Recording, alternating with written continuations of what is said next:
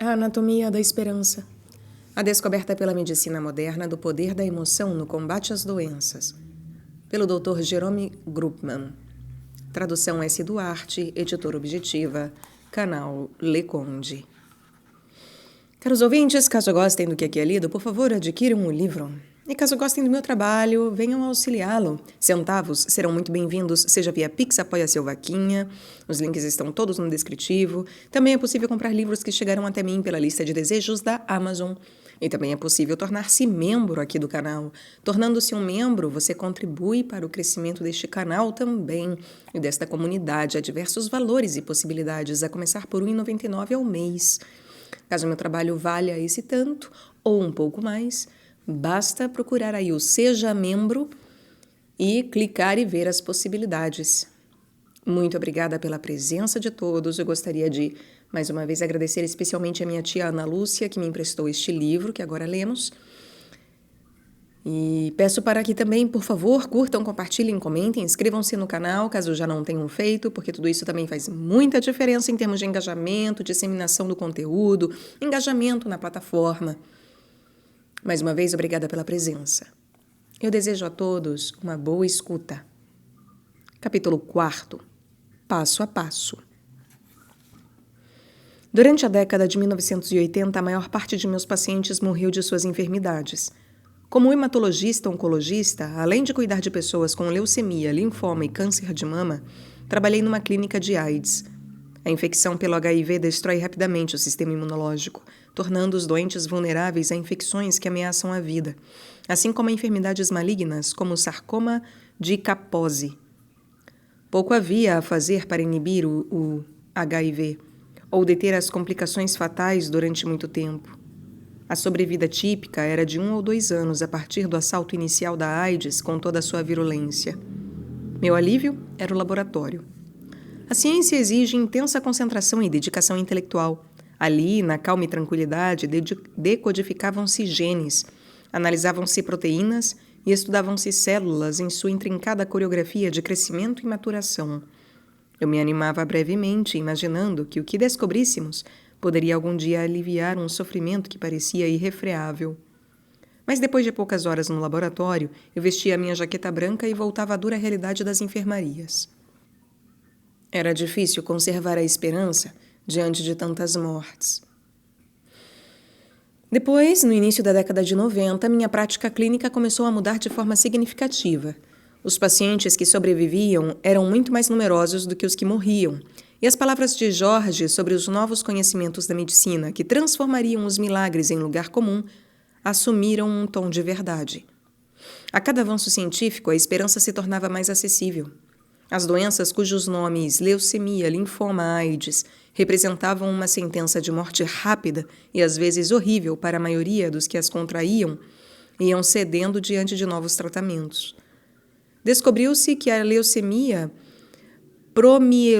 promielocítica aguda, um câncer do sangue que faz com que os pacientes percam a capacidade de coagulação e provoca a morte por hemorragia maciça, era altamente tratável com drogas novas, chamadas retinoides. Os retinoides, derivados da vitamina A, diferem dos agentes quimioterápicos clássicos porque matam de maneira poderosa e seletiva as células leucêmicas do sangue e, em grande parte, poupam as demais. O prognóstico para esses pacientes passou de severo a bom. Os efeitos da AIDS também se modificaram dramaticamente com o desenvolvimento de combinações de tratamentos, os coquetéis antivirais que isolavam o vírus e permitiam que as defesas imunológicas se recuperassem. Enquanto anteriormente eu perdia 10 ou mais de meus pacientes para a AIDS a cada ano, agora as novas drogas tornavam rara a ocorrência de morte. Da mesma forma, o curso negativo de certos tipos de linfoma foi radicalmente revertido. Regimes de tratamento que combinavam drogas quimioterápicas novas com radiação e anticorpos monoclonais, os preparados no laboratório para atacar especificamente as células de linfoma, conseguiram erradicar completamente alguns tipos de câncer e atingir uma cura permanente. Eu tinha aprendido com Jorge que cada paciente tem o direito de ter esperança, apesar das probabilidades negativas, e que meu papel era ajudar a desenvolver essa esperança. À medida que a ciência médica avança, tornava-se mais fácil para mim ajudar meus pacientes a sustentar a esperança. Tornava-se mais fácil para mim ajudar meus pacientes e sustentar a esperança, porque eu próprio acreditava nela. Um médico cientista que testemunha as descobertas no laboratório e sua transformação em tratamentos no leito do paciente é capaz de compartilhar essa visão com alguém que sofre. Nessa ocasião, conheci um paciente chamado Dom Conrad e descobri que é preciso mais do que a ciência para transformar a esperança em realidade. Dom era operário da indústria de construção e trabalhava num projeto no centro da cidade de Boston. Certa tarde, pouco antes do Natal de 95, sentiu-se sem fôlego ao erguer uma carga de cimento fresco. Já não vinha se sentindo bem há algumas semanas, com pouco apetite e baixa energia. Sentou-se, esperando que passasse a falta de ar. Mas isso não aconteceu. O capataz insistiu para que ele fosse a uma clínica de emergência. O médico residente o examinou e ouviu assobios fortes em seu pulmão. Dan tinha febre baixa e o médico imaginou ser um princípio de pneumonia. A radiografia do tórax mostrou outra coisa. O responsável pelos sintomas era uma massa no peito do tamanho de um grapefruit, que pressionava as vias respiratórias. Dom foi internado. A tomografia mostrou que a massa não se limitava ao tórax. Serpenteava como um invasor alienígena descendo para o diafragma e enchendo o abdômen, com quase 30 centímetros de diâmetro, apertando com seus tentáculos vasos sanguíneos importantes, a aorta e a veia cava. No dia seguinte, foi feita uma biópsia, que revelou um tipo agressivo de linfoma não Hodgkin. Os linfomas desse tipo crescem rapidamente, e o tumor ameaçava asfixiar os brônquios de Dan, ou estrangular suas veias e intestinos. Precisava ser tratado imediatamente. Fui chamado e pedi para cuidar do caso. Foi logo depois das 8 da manhã. A enfermaria estava já em plena atividade. As enfermeiras anotavam resultados de medições e entregavam medicamentos. Ao telefone, funcionários programavam procedimentos. Uma equipe de residentes caminhava pelos corredores, fazendo suas visitas. Cumprimentei os residentes e disse-lhes que eu estaria supervisionando o caso de Dan. É uma massa enorme, disse a residente mais antiga, Virginia Chu. Tinha quase 30 anos, cabelos até os ombros e óculos aro de aço. Já viu a tomografia? Respondi que sim. Algo mais que eu deva saber antes de ir vê-lo? Perguntei. Virginia pegou a ficha de Dan e rapidamente resumiu o seu estado. Tinha febre de mais ou menos 37 graus, passara mal à noite, sem poder se deitar direito por causa da dificuldade de respiração, e ficou sentado, apoiado em travesseiros. Haviam lhe dado uma máscara de oxigênio, mas isso não adiantara muito. É uma questão de posição, disse Virginia. Quando ele se deita, a massa pressiona, e mesmo com a máscara, ele não consegue inalar oxigênio suficiente. Algum sinal de lise do tumor? Perguntei. A lise é a rápida dissolução de um câncer grande, de crescimento veloz. Pode acontecer quando o tumor ultrapassa o suprimento de sangue e as células, privadas de nutrientes e oxigênio, morrem rapidamente em massa. A lise dos tumores ocorre também em consequência de tratamento, quando a quimioterapia ou a radiação deflagram uma dissolução ampla do câncer. Em ambos os casos, as numerosas células cancerosas que morrem simultaneamente enchem o fluxo sanguíneo com seu conteúdo tóxico. Os ácidos liberados pelas células mortas perturbam o delicado equilíbrio metabólico, causando ataques ou choques, e os íons libertados, como o potássio, podem causar parada cardíaca. Não, nós o mantivemos bem equilibrado, disse Virginia, até agora. Expliquei a Virginia e sua equipe que eu prepararia o plano de tratamento com eles, depois de examinar Dan e conversar com ele. Antes de ir à enfermaria, eu tinha lido o relatório da sala de emergência a respeito de Dan. Tinha 43 anos de idade e nascera em uma pequena cidade chamada Birmingham, no Alabama.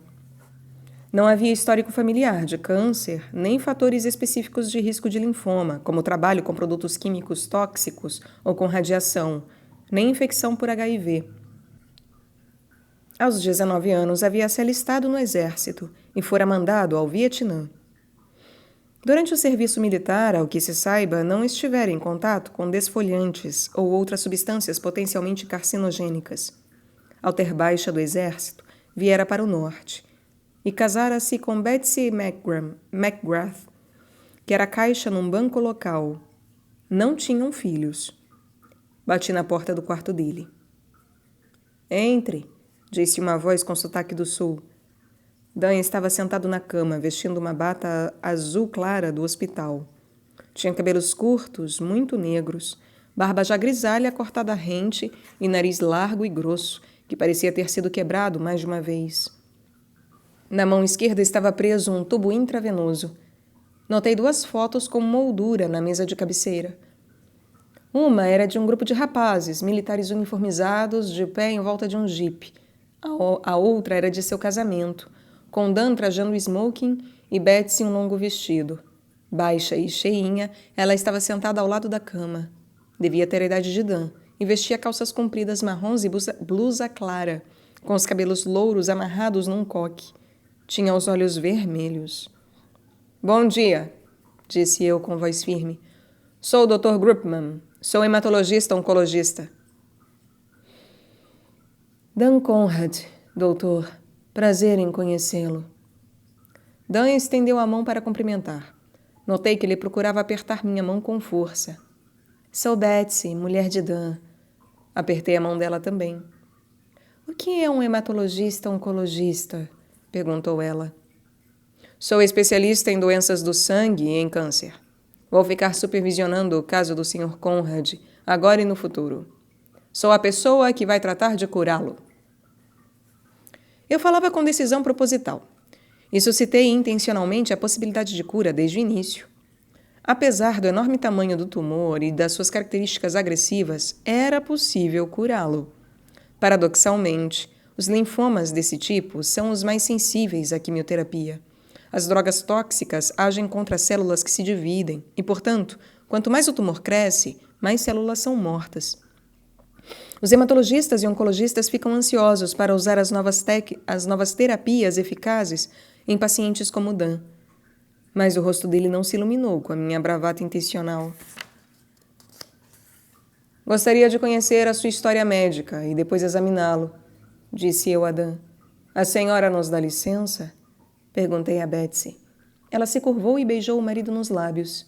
Eu te amo, meu bem. Eu te amo.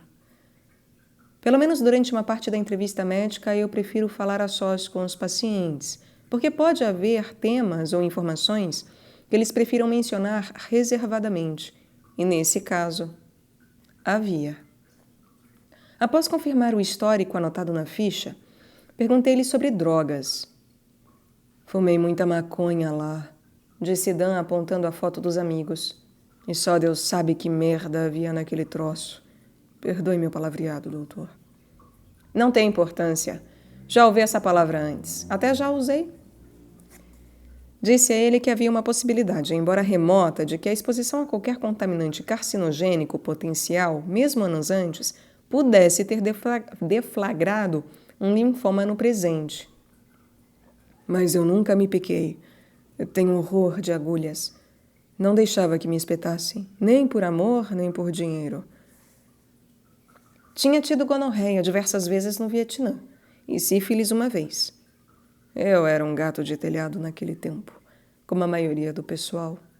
Depois de casar com Betsy, não pulei a cerca, nem sequer uma vez. Ela é uma boa mulher. Acho que vai ser duro para ela ficar viúva tão jovem. Quem vai ficar viúva? Perguntei secamente. Dan me encarou. Já vi a morte de perto, doutor. No Vietnã e depois. Sinto-a dentro de mim. O desânimo de Dan me fez calar. Eu estava preparando a mim e a ele para a luta. E minhas bravatas tinham a intenção de despertar energias para o longo caminho que tínhamos pela frente. Talvez eu tivesse parecido ingênuo ou pouco convincente quando disse que pretendia curá-lo. Quando eu disse a você e sua mulher que poderia ser curado, eu sabia o que estava dizendo. Não se trata de algo simples e não vai ser fácil. Não há garantias, mas nós temos muita experiência em cuidar de pessoas assim. Eu sou um sujeito franco.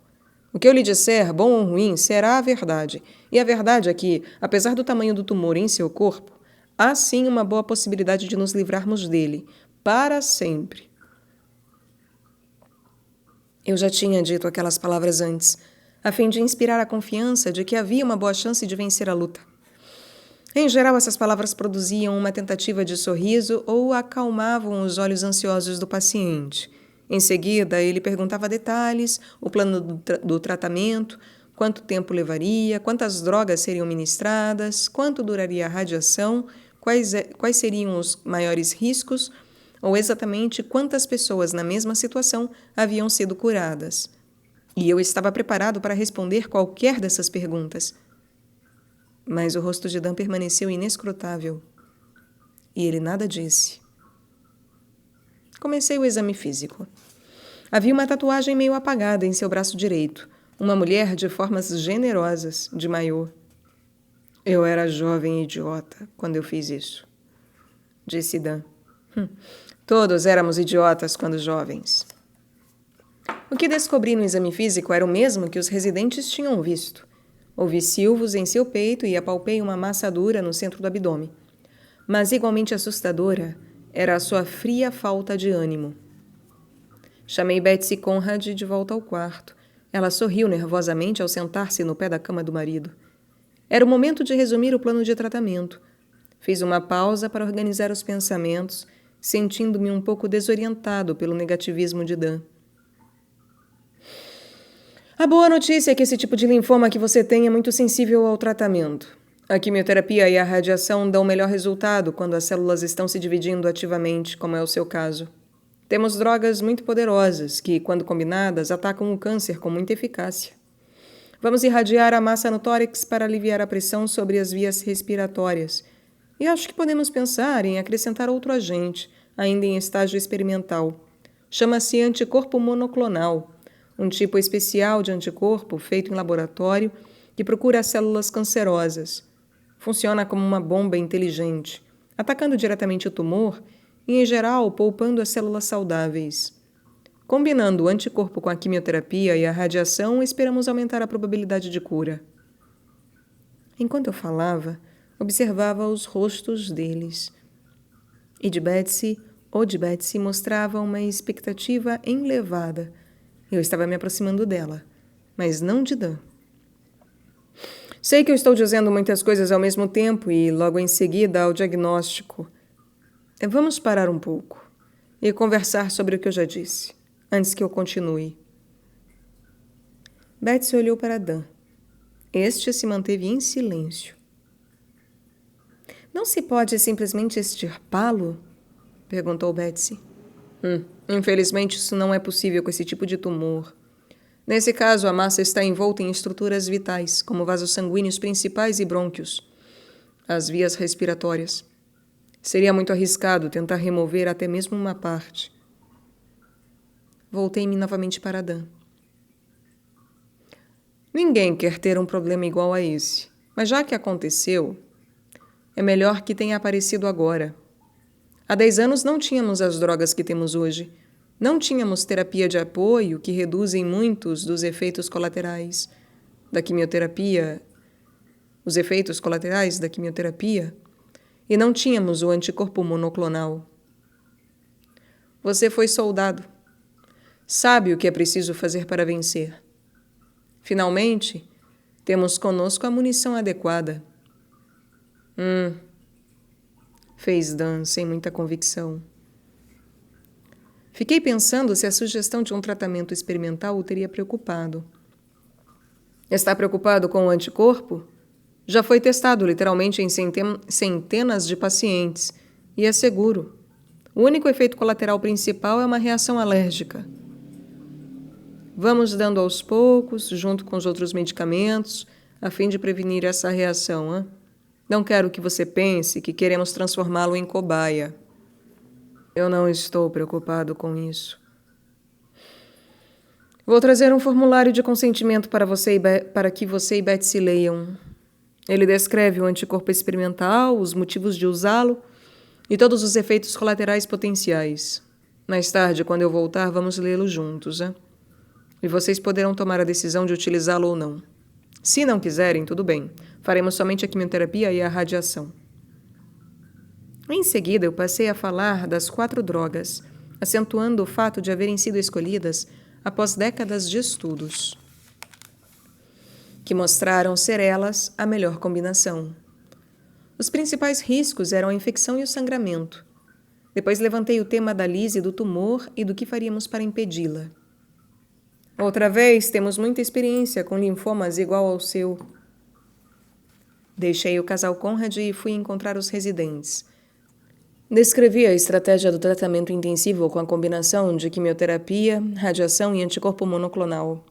Artilharia pesada, comentou Virginia Shu. A mais pesada que temos. Exceto o transplante de medula óssea, que eu espero que ele não precise. Fiz uma pausa e perguntei se algum dos residentes havia notado a depressão de Dan. Ele pareceu bastante negativo no quarto, mesmo quando tentei animá-lo, disse eu. Todos nós percebemos, respondeu Virginia. Ele deve estar aterrorizado. Depois das visitas, vou vê-lo novamente e perguntarei se posso fazer algo para que se sinta melhor. Vamos colocar uma cama dobrável para a mulher, para que ele não tenha de passar outra noite na cadeira, para que ela não tenha de passar outra noite na cadeira. As coisas tinham mudado desde meus tempos de residente. Agora havia um interesse genuíno pelo estado emocional do paciente e um desejo de cuidar desse aspecto. Finalmente, havia sido suscitada a grave deficiência no estudo da medicina em relação ao ânimo do paciente. Diversos fatores tinham concorrido para isso. Durante a década de 80, em consequência do ativismo político de décadas anteriores, os pacientes e famílias se tornaram mais explícitos sobre a maneira pela qual desejavam ser tratados.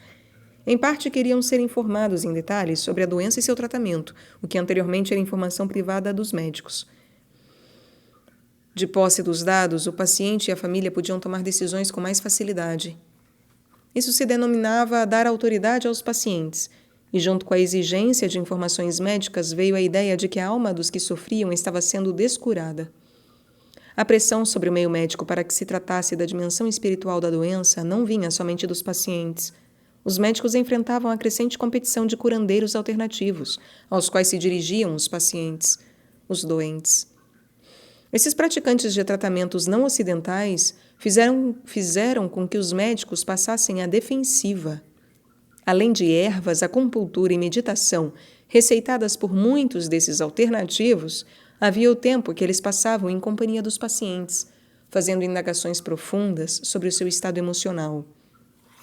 Falavam em tratar integralmente a pessoa, atitude que transparece na denominação medicina holística. A mudança cultural nos Estados Unidos não podia ser ignorada pelos que dirigiam a educação clínica. Os decanos das escolas de medicina e os diretores dos departamentos clínicos. Na Escola de Medicina de Harvard, por exemplo, o currículo foi revisto e criou-se o que se chamou Novo Caminho.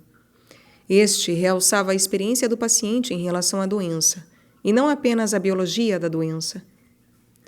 Uma melhor comunicação com os pacientes passou a ser objeto de aprendizado em aulas, assim como o entendimento dos estados emocionais e a reação adequada a eles. Em algumas dificuldades, havia até mesmo cursos sobre a espiritualidade na medicina, com conferências feitas por sacerdotes e pelos próprios pacientes. O estamento médico ainda poderia melhorar muito em outros aspectos, mas pelo menos havia uma decisão tomada. O objetivo das visitas se ampliava, além das considerações estritamente físicas do tratamento clínico. Na mesma manhã, mais tarde, voltei com um formulário de consentimento para a aplicação do anticorpo experimental. Entreguei-o a Dan. Ele colocou o papel na mesa de cabeceira, sem o ler. Quero pensar mais um pouco, disse. Sobre a parte experimental? Não, sobre tudo. Fiquei sem saber o que ele queria dizer. Alguma pergunta que eu possa responder? Talvez eu não tenha deixado bem clara a importância de iniciar o tratamento imediatamente. mesmo que não usemos o anticorpo. Durante um longo instante, Dan ficou calado. Doutor, eu não quero faltar com respeito, mas eu acho que não vale a pena. Eu não vou conseguir. Eu sei. Lá dentro de mim, eu sei. Os olhos de Betsy se encheram de lágrimas. As palavras dele me deram calafrios. Não sou supersticioso por natureza, mas ao longo dos anos havia aprendido a prestar mais atenção quando os pacientes afirmavam saber que iam morrer. Um dos primeiros doentes que viera ao hospital quando eu era interno, era uma mulher de meia idade que sentia vagas dores no peito. Depois de examiná-la, ouvindo batidas normais do coração e encontrando pulmões saudáveis, e de estudar as radiografias e eletrocardiograma, ambos normais, disse-lhe que até aquele momento nada havia encontrado de mais grave. Talvez fosse uma indigestão, um refluxo do estômago que estivesse irritando o esôfago. Tentaria antiácidos. Ela pegou com força meu pulso e disse que não, que era grave, que tinha tido a sensação de que alguma coisa terrível ia acontecer e que ia morrer. Afirmei que tais sensações eram falsas, nada mais do que uma manifestação de ansiedade por estar em um hospital. Várias horas mais tarde fui chamado ao quarto dela. Corri para lá e encontrei um grupo de médicos e enfermeiras em meio a uma tentativa de ressuscitação. Ela não resistiu. Na autópsia encontramos um aneurisma da aorta rompido. O aneurisma não fora detectado em meu exame físico e em nenhum dos outros exames. Na época fiquei imaginando qual seria o motivo da sensação de iminente tragédia. Se por acaso o cérebro teria recebido uma carga nervosa vindo das paredes da aorta em desagregação, que de alguma forma o avisasse da catástrofe. Eu sei que tudo isso é um choque, disse eu a Dan. Tudo isso acontecendo ao mesmo tempo.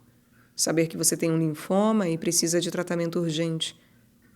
Mas como eu disse antes, e eu vou dizer novamente, você pode ficar bom. Não há garantia. Não há. Mas temos uma boa possibilidade. Podemos fazer com que você atravesse essa dificuldade e volte a uma vida completa e normal. Dan balançou a cabeça. Mas hesitou novamente. Eu sei o que é preciso fazer para lutar, mas não está em mim. Não vale a pena. Não estávamos progredindo. Eu precisava de ajuda. Você é uma pessoa religiosa? Talvez o capelão do hospital pudesse animá-lo, né? Na verdade, não. Fui educado na religião batista, mas no exército perdi quase toda a fé. Talvez uma visita do capelão possa ajudá-lo, de alguma forma. Dan sacudiu a cabeça. Então acho que eu vou pedir ao Dr. Levin para vir conversar. Ele é o psiquiatra da equipe. Eu não preciso de um médico de doidos. Eu não sou maluco. Não se trata de loucura, Dan. O trabalho dele é intervir quando os pacientes têm dificuldades. Não vai querer saber se você estava apaixonado pela sua mãe ou coisa assim. Eu realmente gostaria que você o conhecesse, hein? Dan concordou de má vontade, mas continuou a dizer que não achava que o encontro com o Dr. Levin fosse fazê-lo mudar de ideia. Fiquei sabendo horas depois que nada mudara. É difícil penetrar na resistência dele, hein? Disse-me John Levin. Fica repetindo que não tem vontade e que não vale a pena ir adiante. Em termos estreitos, ele não está deprimido. Não demonstra lentidão de raciocínio e nem sinais vegetativos. Amanhã eu vou passar novamente no quarto dele, mas eu acho que vai levar tempo para chegar a entender o motivo da recusa do tratamento. Mas nós não tínhamos tempo. Visitei Dan depois de John Levin. Ele ainda estava almoçando. Notei que mordia pedaços pequenos, mastigava bem e esperava até engoli-los. A massa cerceava a peristalse no esôfago, o movimento que lhe permitia ingerir os volumes normais de comida. Betsy estava ao telefone. Pediu desculpas ao interlocutor e desligou-o. Outros dos amigos do exército ligando para desejar boa sorte. Os exames de sangue feitos naquela manhã indicavam que o LDH de Dan estava subindo. O LDH é uma enzima encontrada no sangue e que, em casos de linfoma, reflete, grosso modo, o volume e o ritmo de crescimento do tumor. Os exames de sangue mostram que o tumor está crescendo muito rapidamente. Poderá em breve estrangular as vias respiratórias, ou bloquear seu intestino, ou invadir a aorta. Dan baixou o garfo.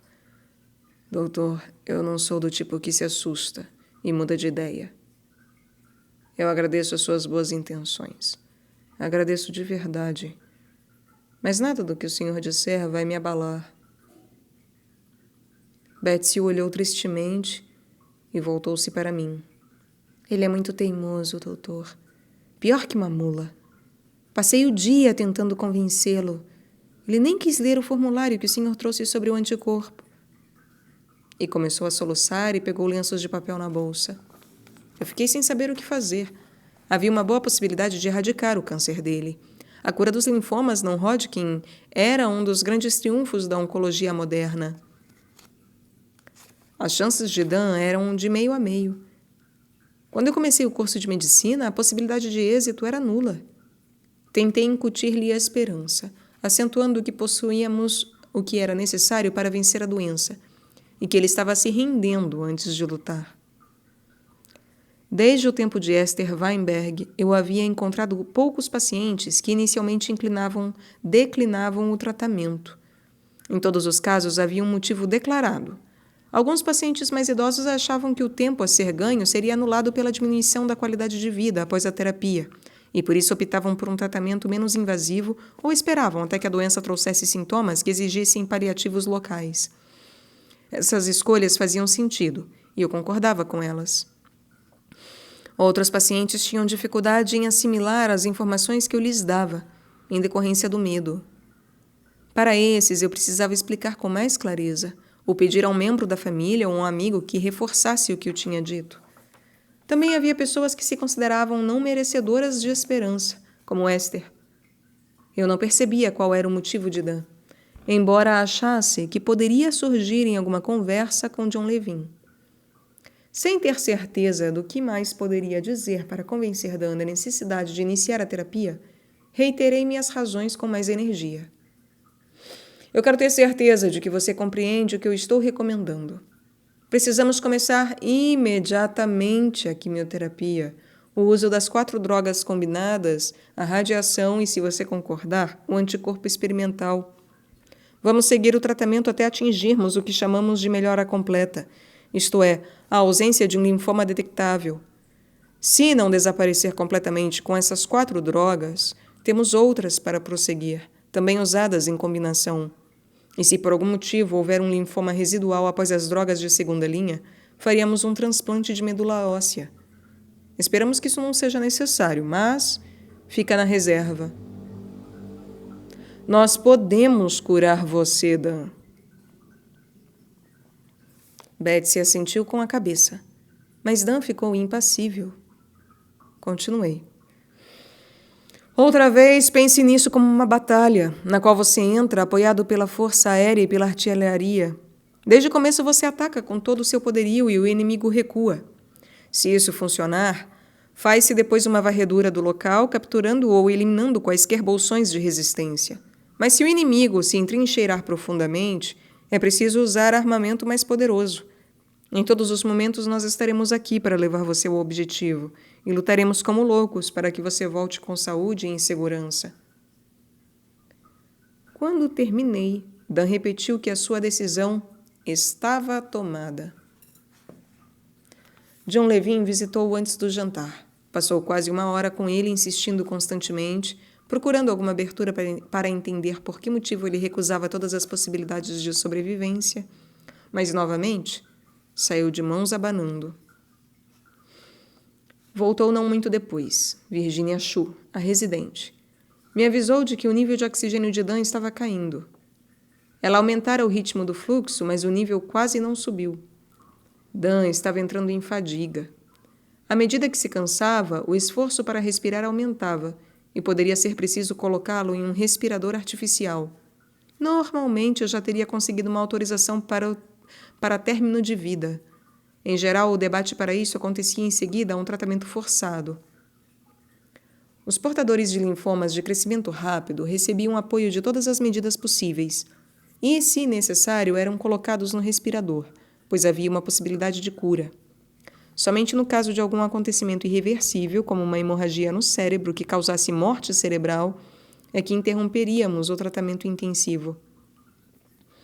Se eu obtivesse uma autorização para término de vida naquele momento, pareceria estar confirmando sua sensação de morte iminente, reforçando a sua decisão. Mas eu não tinha escolha. Dan estava sentado na cama com a máscara de oxigênio no rosto. Os cabelos e a barba brilhavam de suor e os olhos estavam saltados. A TV acesa mostrava o noticiário, mas nem Dan nem Betsy prestavam atenção. Ela o olhava de maneira tensa, quando ele parecia fitar um ponto vago diante de si. Puxei uma cadeira que estava num canto do quarto. Acabei de falar com a doutora Chu, comecei. Está difícil manter o nível de oxigênio. Dan assentiu como quem já soubesse disso. Não consegui respirar. É uma sensação horrível. A mão de Betsy apertou a de Dan com mais força. Você teve tempo de reconsiderar a ideia de se tratar? Doutor, eu agradeço. E aos médicos jovens pelo que todos vocês estão querendo fazer. Disse Dan aos arrancos. Mas eu sei o que estou fazendo. Betsy tentava controlar as lágrimas. Dan, vamos esquecer por um instante a questão de tratar ou não tratar o câncer. Eu estou preocupado com a sua fadiga, com o fato de que vai ficar cada vez mais difícil para você respirar e manter o nível de oxigênio. Precisamos pensar em como vamos cuidar disso. Como seu linfoma pode ser curado, vamos querer sustentar você, isto é, colocar você num respirador na unidade de tratamento intensivo. Dan sacudiu a cabeça. Senti uma tensão no estômago. Sei o que isso significa. Só vai prolongar a tortura. Meu bem, por favor, suplicou Betsy. Eu te amo, meu bem, mas você sabe, eu tenho razão. Eu temia que essa fosse a resposta dele. Isso me colocava numa posição difícil do ponto de vista clínico. Em geral, eu mitigaria com quantidades judiciosas de um medicamento como a morfina, a ansiedade e o esforço que um paciente experimenta quando tem dificuldade de respirar. Mas a morfina poderia embotar a sua vontade de respirar e chegar, na verdade, a baixar o nível de oxigênio. O objetivo era reduzir o câncer com suficiente rapidez para que os efeitos negativos potenciais do sedativo não fossem sentidos. Era um equilíbrio delicado, que poderia descambar perigosamente para uma queda do nível de oxigênio, caso o tumor não diminuísse depressa e as vias respiratórias não se abrissem. Em tais casos, entubaríamos o paciente e o colocaríamos no respirador. O respirador era a rede de segurança que assegurava o fornecimento adequado de ar até que o doente ficasse suficientemente forte para poder respirar sozinho. Agora, não havia rede de segurança. Dan ia se cansando e sua ansiedade crescia, e a respiração iria se tornando menos eficiente. Se eu tentasse aliviar a ansiedade com medicamentos, provavelmente o impulso de respirar diminuiria em seu cérebro e o nível de oxigênio pioraria, pois o tumor continuava a expandir-se. Eu não entendo o que está acontecendo aqui, disse eu, procurando controlar a minha frustração e meu próprio medo. Dan não respondeu. Fiquei sentado durante algum tempo, mas somente houve silêncio. O residente-chefe que vai substituir a doutora Chu no plantão desta noite é o Dr. George Beckwith. Ele também é muito competente. Vou dizer a ele que, pelo menos por enquanto, você não quer ser entubado, mas vou também fazer com que venha verificar você a todo instante, como uma ave de rapina, e ele entrará em contato comigo a qualquer hora se você piorar. Dan acenou com a cabeça, mostrando que entendera. Fui de carro para casa, esforçando-me por compreender a impenetrável muralha que Dan havia erguido. John Levin tinha dito que conversaria com ele novamente de manhã. Se John fracassasse, eu ia pedir ao capelão que fosse visitar Dan, ainda que ele tivesse dito não ser religioso. Minha esperança é que ele tivesse forças suficientes para continuar respirando até que tivéssemos capacidade de encontrar as raízes de sua resistência. Telefonei a George Beckwith logo antes de deitar-me. Ele está meta-estável, disse George, usando o jargão da equipe que queria dizer que a situação era delicada, mas sem modificação. Acho que outro paciente, alguém que não fosse tão forte fisicamente, que não fosse operário de construção, já teria entregado os pontos há muito tempo. As enfermeiras estão lá e a mulher dele sabe que pode chamar se ele não aguentar. Não podemos fazer muito mais do que isso. Eu dormi mal, acordando a intervalos de algumas horas e verificando os números neon vermelho de meu relógio de cabeceira. Finalmente, não muito depois das 4:30 da manhã, levantei-me e fiz um café forte. Tinha um dia cheio diante de mim. Mais tarde naquela manhã, eu deveria conduzir a reunião semanal do laboratório, na qual os cientistas apresentavam novos dados vindos das experiências levadas a efeito nos dias anteriores.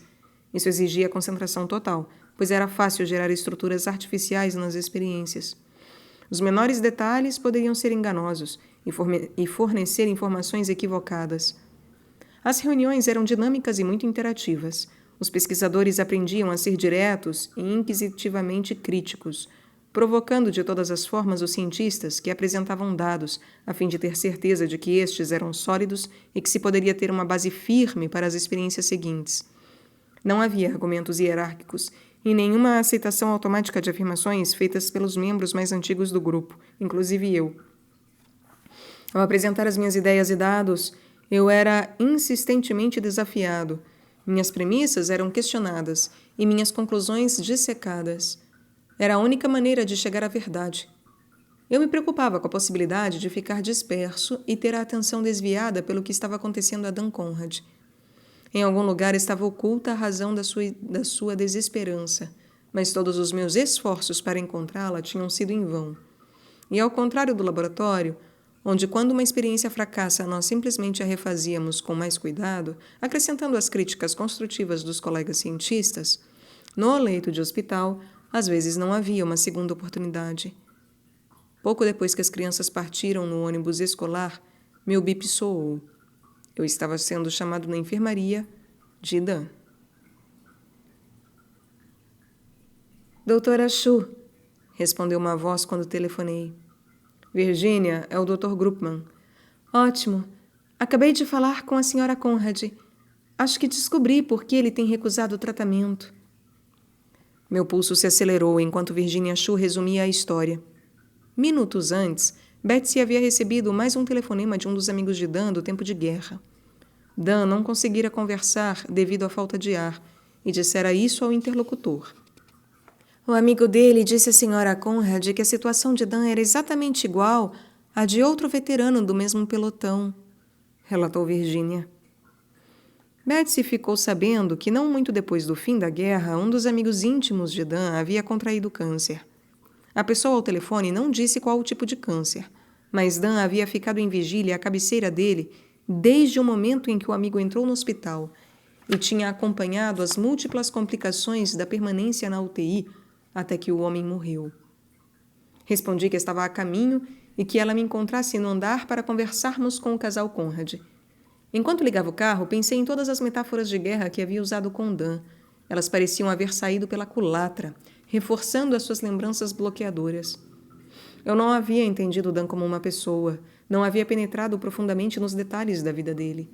Parecia fácil integrar a sua condição de veterano de guerra nos cenários típicos de batalha que eu e outros médicos pintamos para os nossos pacientes.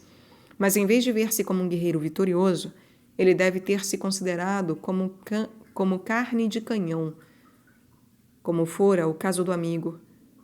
E eu compreendia bem o motivo. Eu tinha levado anos até não me assustar com o que acontecia nas UTIs, até aprender a não tremer junto a um doente. Imaginei as cenas que Dan teria presenciado e como ele teria se sentido arrasado pelo que agora enfrentava. Ao chegar junto dele, eu tinha de fazer 2 coisas. Primeiro, distinguir entre o seu caso e o do amigo. Segundo, reduzir de alguma forma o alcance da possibilidade das terríveis complicações que ele antevia. O tráfego ainda estava leve quando cheguei ao distrito médico de Longwood. Estacionei, deixei a pasta no consultório, vesti a jaqueta branca e dirigi-me à enfermaria. Virginia Shu estava já vestida com o uniforme verde dos residentes, tomando café num copo plástico. Deixou o café de lado e bateu à porta de Dan. A porta de Dan. Entre, disse Betsy Conrad. A cama dobrável junto ao leito de Dan estava ainda arrumada. Ninguém dormira nela. Betsy tinha o rosto tenso e pálido. Estava de pé segurando a mão de Dan. Ele acenou em saudação a nós. Notei que os músculos de seu pescoço se contraíam a cada inspiração. Esforçava-se laboriosamente para respirar. Sentei-me junto a Dan com Virginia à minha direita. A doutora Shu me falou rapidamente sobre o seu amigo do exército. Ele fechou os olhos e assentiu. Não conheço os detalhes do caso dele para fazer um comentário clínico, mas o que quer que tenha acontecido, não terá de acontecer com você. Fiz uma pausa observando Dan, que continuava a lutar sob a máscara de oxigênio. Eu disse que eu era um homem franco, que não mentiria para você. E há chances reais de curarmos você. Dan virou-se para mim. Sua voz era abafada pela máscara plástica e as palavras saíam aos arrancos. Os médicos disseram a mesma coisa a ele.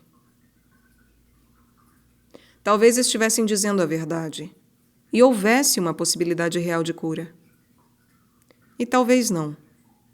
Eu não posso saber. Mas você tem de acreditar que para você há.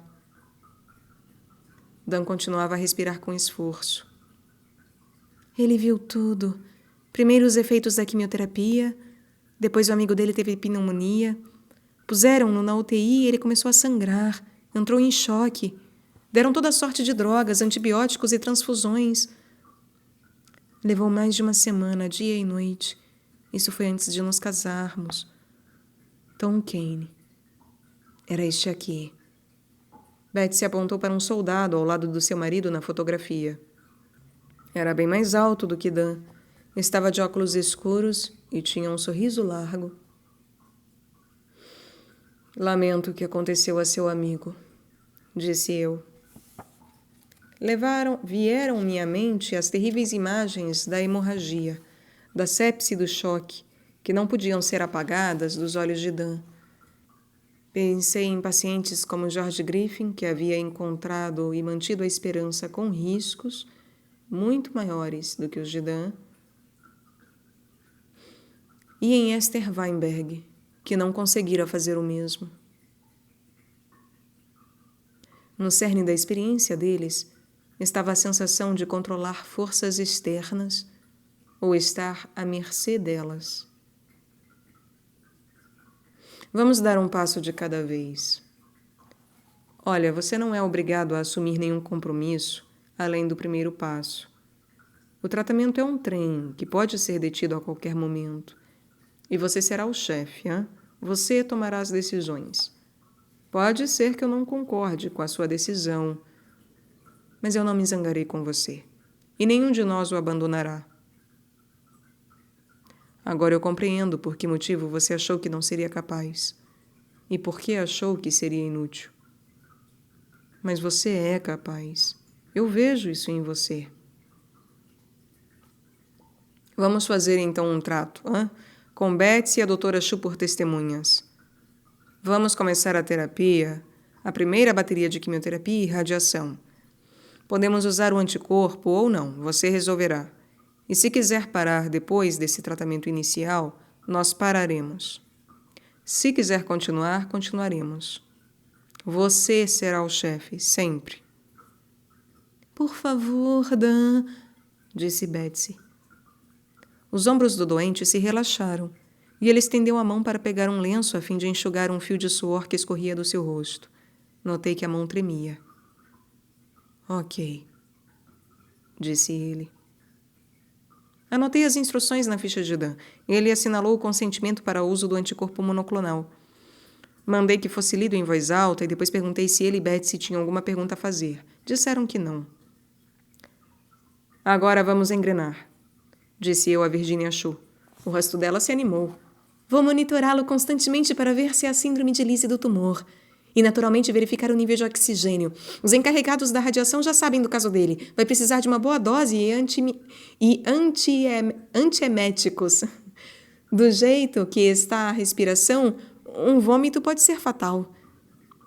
Eu concordei, impressionado ao ver que ela tinha tudo organizado. Mantenha-me informado, hein? Em poucas horas, as 4 drogas e o antibiótico foram injetados e a radiação começou.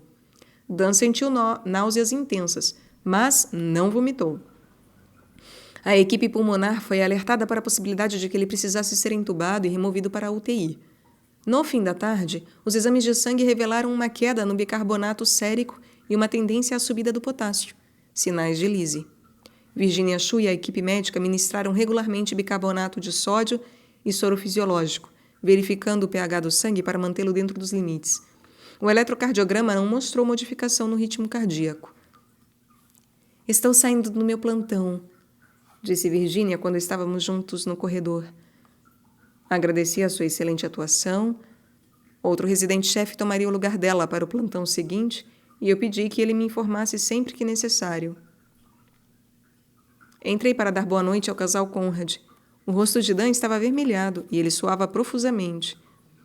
Tranquilizei-o dizendo como isso acontecia quando se fazia uso de altas doses de corticoesteroides, um dos medicamentos que ele recebera para impedir a náusea e combater o linfoma. Passo a passo, disse eu, apertando a mão dele com força. Às 10 horas telefonei ao residente-chefe. Nenhuma novidade, disse ele com alívio. Na manhã seguinte, Virginia Shu me recebeu com um largo sorriso. Ele parece estar bem melhor. O bicarbonato e o potássio estão bem, o cálcio e o magnésio estão dentro dos limites. A urina ficou constante durante toda a noite e o ácido úrico subiu um pouco, mas nada preocupante. Entregou-me o papel impresso pelo computador com os resultados do laboratório que confirmavam o que eu acabava de ouvir. E está respirando com muito mais facilidade. É incrível como pode ocorrer essa mudança no espaço de 24 horas. Expliquei que isso acontecia com os tumores de crescimento rápido. Além dos efeitos físicos da massa, causavam também inflamação e edema em redor dos brônquios. Os corticoesteroides ajudavam a aliviar isso. Entrei no quarto de Dan. A doutora Shu disse que você está um pouco melhor esta manhã, disse eu. Ele assentiu com a cabeça. Notei que, embora a respiração ainda fosse laboriosa, já não precisava usar os músculos do pescoço. Betsy fez uma tentativa para sorrir quando eu corri a cortina em volta do leito para examinar o marido. As batidas do coração eram rápidas e fortes, e, embora ainda houvesse assovios altos, o ar fluía melhor. O tumor está se desfazendo, mas parece estar sob controle, sem perturbar seu metabolismo. Dan disse um bom abafado. E o nível de oxigênio está bem. Betsy me disse que pela primeira vez em vários dias ele tinha conseguido tomar um gole de caldo. Vinha sendo alimentado por via intravenosa, porque a dificuldade de respirar o impedia de ingerir alimentos. Outro bom sinal, disse eu. Fiz uma pausa, sem ter certeza de que devesse quebrar a atmosfera positiva. Mas casos como o de Dan podem deteriorar-se inesperada e catastroficamente. Eu quero conversar um pouco sobre como deseja que façamos no caso de encontrarmos problemas adiante. Perguntei de maneira propositadamente vaga. Posso mudar de ideia mais tarde? Perguntou ele. Tinha pronunciado uma frase inteira sem ficar ofegante. Como eu disse, você pode saltar do trem na hora que quiser. Dan disse que concordava em receber procedimentos de manutenção da vida e, se necessário, ser colocado no respirador e transferido para a UTI. Os olhos de Betsy se umedeceram quando respondi que informaria a doutora Shu e registraria a decisão dele na ficha.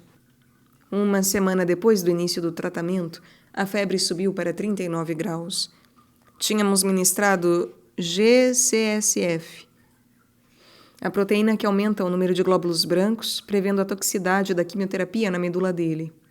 Apesar dessa medida preventiva, os glóbulos brancos haviam caído a um nível suficientemente baixo para torná-lo vulnerável a infecções que ameaçassem a vida.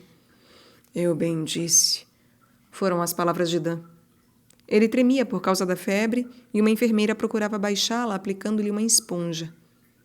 Eu bem disse, exatamente como Tom Kane.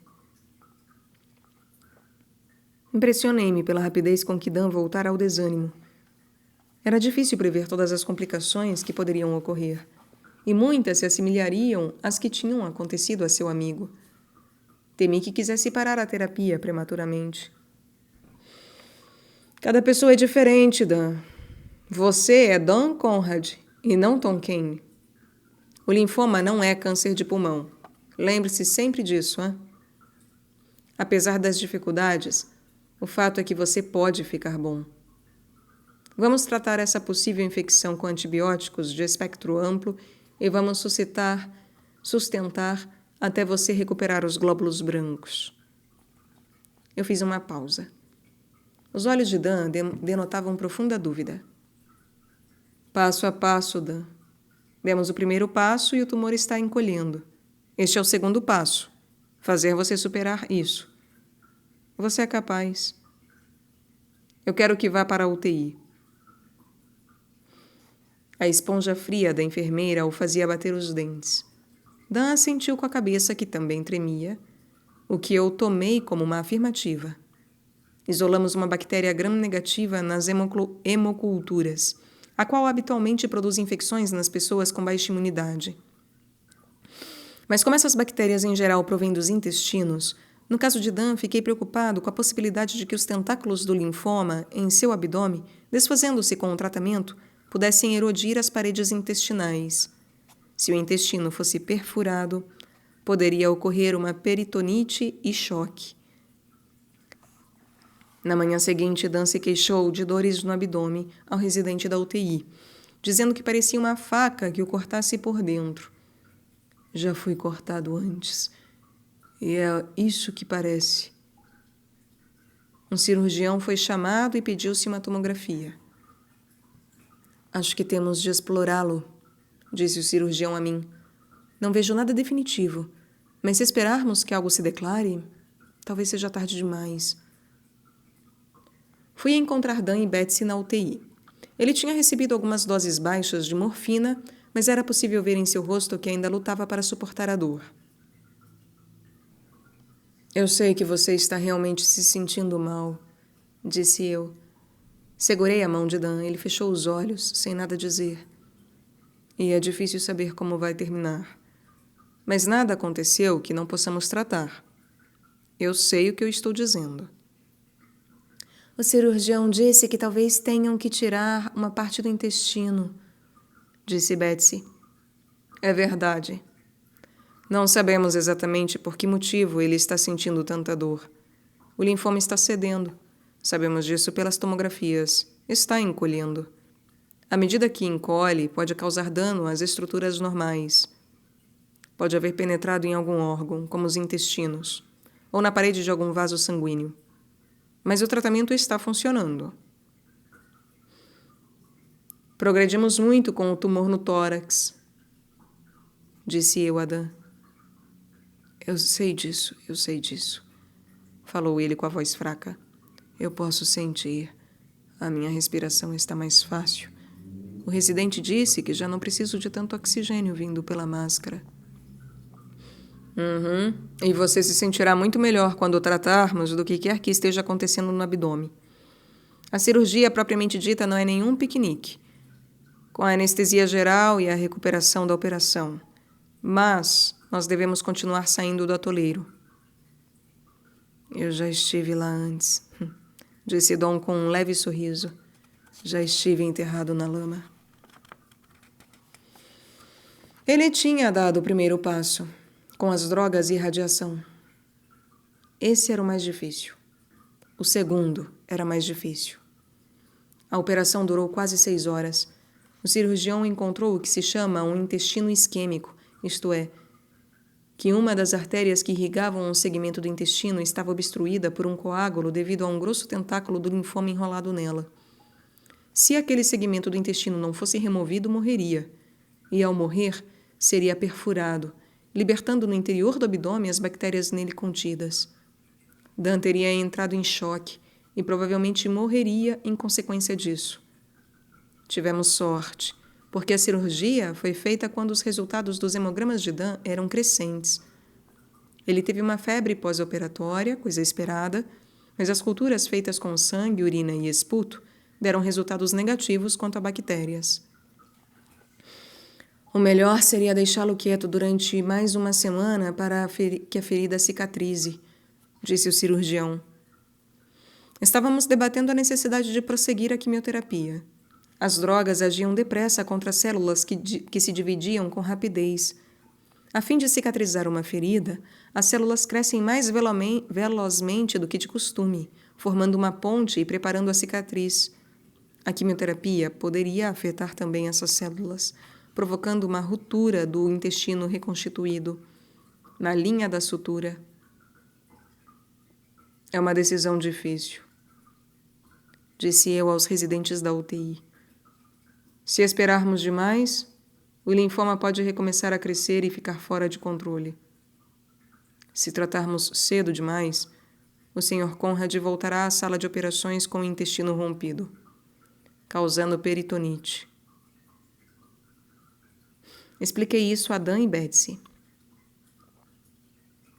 Acho que eu estou indo para trás e não para diante, disse Dan. Não. Pense nisso como dar um passo para o lado durante um momento. Um único passo atrás será se o tumor crescer apesar do tratamento. Nós não perdemos terreno. Depois da cirurgia, voltaremos ao rumo. Para dar ao corte uma oportunidade melhor de cicatrizar, esperamos alguns dias, além do que seria a data ideal para a nova bateria de tratamento. Nesse ponto, as 4 drogas foram ministradas. Relutei em reduzir as doses de quimioterapia, para não dar chances ao tumor. Ao redigir as prescrições, examinei com os residentes uma lista de possíveis complicações durante esse período perigoso. Uma queda na contagem de glóbulos brancos e outra invasão de bactérias na corrente sanguínea, uma perfuração no intestino no ponto das suturas e a erosão do tumor entrando num vaso sanguíneo, com hemorragia. Ao final de cada dia, eu tinha uma tranquila sensação de alívio ao ver que não havia ocorrido nenhuma catástrofe. Passaram-se 2 semanas e, quando os glóbulos brancos voltaram a aumentar, parecia que o pior tinha passado. Você está indo bem. Tão bem que podemos tirar você da UTI e transferi-lo de volta para o quarto, disse eu a Dan. Sinto-me melhor. Minha respiração está mais fácil e eu posso comer sem ficar engasgado, disse Dan. 10 dias depois, Dan deveria ter alta do hospital. A massa em seu peito se transformara em simples sombra e o tumor no abdômen se reduzira à metade. As enfermeiras lhe deram a notícia da alta e repassaram com Betsy as doses exatas dos medicamentos que tinham de ser tomados diariamente e os efeitos colaterais que era preciso vigiar. Ele deveria voltar 2 semanas depois para uma nova bateria de testes. Estávamos no início de maio, cerca de 10 semanas desde a chegada de Dan à emergência, e uma neve ligeira cobria Boston, dando à cidade um brilho de primitiva beleza. Entrei no quarto logo depois que o casal Conrad acabara de fazer a mala. A enfermeira de Dan olhou para mim e ergueu as sobrancelhas, mas eu não tinha certeza do que ela queria dizer. Depois olhei para Dan. Em vez de uma fisionomia de comemoração, o que vi foi uma carranca tesa. Tudo bem? Perguntei. Claro, disse Dan. Betsy estava ocupada verificando se não ficara nada para trás. A respiração ainda está boa e a digestão voltou ao normal? Sim. Pensei um pouco e voltei ao tema de Tom Kane. Seu amigo teve algum problema depois que saiu do hospital? Não. Lembra-se? Ele não saiu do hospital. Eu pedi desculpas. Tinha esquecido que ele morrera na UTI. Então, qual é o problema? Eu tinha medo da reticência natural dele e da maneira pela qual eu a aceitara facilmente. Somente por acaso Betsy ficara sabendo a razão da recusa do tratamento por parte de Dan. Dan, passamos muita coisa juntos nestas últimas semanas. Você não vai me esconder nada agora, né? Eu tenho medo. Eu tenho medo de sair do hospital. Isso é natural. Se você não tivesse medo, eu chamaria o Dr. Levin para conversar com você. Mas não estamos soltando você completamente, não. Ainda está preso a nós. Só que o cordão umbilical vai ficar um pouquinho mais comprido. Você e Betsy sabem que podem telefonar a qualquer hora do dia e da noite. Se por alguma razão não puderem me encontrar, chamarão outra especialista em hematologia e oncologia. Se for uma emergência, venha direto para o hospital, sem precisar telefonar. Dan concordou sem estar convencido. Ele está achando outra vez que não vai conseguir, disse Betsy. Ele a olhou com raiva. Por quê? Eu não sei. Não está se sentindo melhor? Ou sente alguma coisa errada dentro de você? Não, respondeu ele, dizendo que se sentia muito melhor. Olha, eu disse que não havia garantias, mas cada dia que passa chegamos mais perto. O caminho é muito, muito longo, mas estamos com você o tempo todo. Dan mordeu o lábio nervosamente. Não parecia haver mais nada a dizer, mas a imagem de seu rosto apreensivo ficou comigo o dia inteiro. Dan já não precisava internar-se para receber tratamento. Podia fazê-lo em segurança no ambulatório da clínica de quimioterapia. Encontrei-o lá 2 semanas mais tarde. Um vento forte soprava do norte, balançando as folhas das árvores. Ele tirou o casaco e entregou-o a Betsy. Seu corpo balançava um pouco. Caminhamos os 3 para a sala de tratamento. A quimioterapia é ministrada em um espaço aberto e amplo, em uma área especial adjacente à clínica do ambulatório. 20 pessoas ou mais recebem tratamento simultaneamente. Alguns ficam sentados em cadeiras que parecem espreguiçadeiras, outros ficam reclinados. Quase todos perdem os cabelos. Alguns usam casquetes ou lenços, e outros põem perucas. Naquele dia, Dan trazia um boné verde-oliva. É do exército? Perguntei. Não, é um boné barato que eu comprei numa feira há um ano. Ao levá-lo junto com Betsy para a extremidade oposta da sala, passamos por pessoas de faces encovadas e olhos fundos. Era impossível não pensar que alguns iriam morrer. A enfermeira que atendia a Dan se chamava Deirdre Dolan. Era uma das primeiras enfermeiras de quimioterapia com que eu trabalhara ao regressar a Boston, vindo da UCLA. Era eficiente, segura e que sabia tanto quanto qualquer oncologista. Apresentei o casal Conrad a Deirdre e ela os acolheu com um sorriso. O rosto de Dan se fechou. Vai dar tudo certo, disse Deirdre suavemente. E ele não respondeu. Apontei a Dan a cadeira estofada onde ele deveria sentar-se. Mas Deirdre interrompeu. Sr. Conrad, eu não quero que fique nesse canto, disse ela, tomando-lhe a mão. Venha para esta cadeira, hã? Ela levou-o para mais longe, acompanhada de Betsy. Eu não sabia por que motivo ela queria que ele fosse para lá, mas imaginei que, como atendia diversos pacientes simultaneamente, ela pretendesse juntá-los para facilitar o seu trabalho. Deixei por escrito as prescrições para a quimioterapia e o anticorpo monoclonal, e disse ao casal que voltaria algumas horas depois, quando o procedimento terminasse. Já era quase hora do almoço quando me aproximei de Dan e Betsy. Estavam comendo biscoitos e suco de frutas que normalmente são distribuídos na clínica de quimioterapia. Quer um? Perguntou Dan. Claro! Enquanto eu mastigava o biscoito, ele se despediu da mulher que estava na cadeira ao lado. Ela parecia ter pouco mais de 60 anos e usava um boné do time de beisebol de Boston. Cachos de cabelos grisalhos apareciam na parte de trás. Não a reconheci, mas isso era normal, porque várias centenas de pacientes passavam pela área de tratamento a cada semana. Ela ia fazer exame de sangue e receber uma transfusão, disse Betsy. É uma senhora simpática, acrescentou Dan. Havia uma mudança evidente em sua atitude. Deidre disse que o tratamento foi sem problemas, disse eu a ele. É verdade. Deve ser um alívio vir aqui e receber o tratamento sem ter de se internar no hospital. Será um alívio quando eu ficar como aquela senhora. Olhei para Dan sem entender, e ele riu. Ela terminou o tratamento há 2 meses, também por causa de um linfoma, disse ele. A mulher lhe contara que também tinha tido problemas, mas conseguira sobreviver. Deidre Dolan se aproximou e tirou do braço de Dan a agulha de injeção. Mantenha um pouco de pressão aí por algum tempo, hein? Disse ela, depois voltando-se para mim.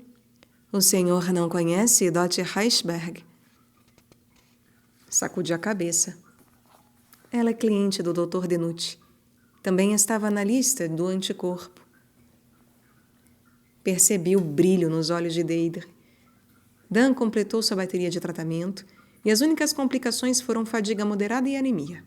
Foi tratado com eritroproteína, o que aumentou os glóbulos vermelhos de seu sangue, mas perto do fim dos muitos ciclos de quimioterapia, ele precisou de transfusões. Não houve novos episódios de infecção. Você está livre, disse eu a Dan quando a última tomografia não revelou indícios de tumor. Não é bem assim, o senhor disse 5 anos. Respondi que ele tinha razão. Em geral, a cura só é considerada segura depois do transcurso de 5 anos. Quando acha que eu posso voltar a trabalhar, hein? Respondi que eu não tinha certeza. Muitas vezes a fadiga dura meses após a quimioterapia intensiva.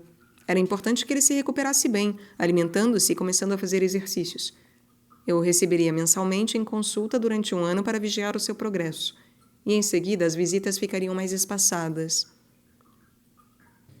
Já se passaram 10 anos desde o fim do tratamento de Dan. Quando o recebo para uma visita anual, saio da clínica mais leve. O anticorpo experimental que ele tomou foi modificado posteriormente por meio de engenharia genética e, junto com diversos outros anticorpos semelhantes, esses agentes se tornaram esteios da terapia para o linfoma não Hodgkin. A taxa de cura desse câncer continua a aumentar com os refinamentos na combinação de diferentes modalidades como a quimioterapia, os anticorpos monoclonais e a radiação. Dan foi um dos primeiros a receber esse tratamento combinado. Foi ele que me fez perceber com clareza que a medicina clínica é uma série de quebra-cabeças superpostos. Na faculdade, na residência e nos estágios, os médicos ficam sabendo que são detetives em busca de pistas. Essas pistas podem ser encontradas na história médica pregressa dos pacientes, em certas doenças que poderão ter tido quando crianças, ou mais recentemente, ou podem ser descobertas na história social, como quando o paciente bebe ou fuma ou entra em contato com um agente patogênico ou carcinogênico no local de trabalho. A história familiar também é importante, pois há uma compreensão maior da predisposição genética às doenças. Naturalmente, o exame físico e os testes de laboratório, as radiografias e tomografias também podem apontar respostas. Mas nenhuma dessas modalidades revela pistas para o segundo mistério. Por que motivo falta esperança a uma pessoa? Somente por acaso Betsy Conrad ficara sabendo da história que revelava os motivos da resistência do marido. Para Dan, Tom Kane personificava um pesadelo no qual ele acreditava que em breve iria entrar e que terminaria com a morte. E todos nós buscamos modelos de esperança e desespero. E nossa ideia de esperança ou desespero é reforçada pelo contato direto com alguém que tenha vencido ou perecido. O mais importante, porém, é que para ajudar uma pessoa a encontrar a esperança, é preciso conhecê-la de maneira realmente profunda. Em seu passado está a chave do segundo mistério. Dan sentia que ia morrer. E essa sensação estava articulada em termos vagos e viscerais. Por ter presenciado casos como o dele e da mulher do aneurisma da aorta que percebeu o desastre iminente, passei a acreditar que nossa sensação de esperança ou desespero é poderosamente influenciada pela maneira com que o corpo fala ao cérebro.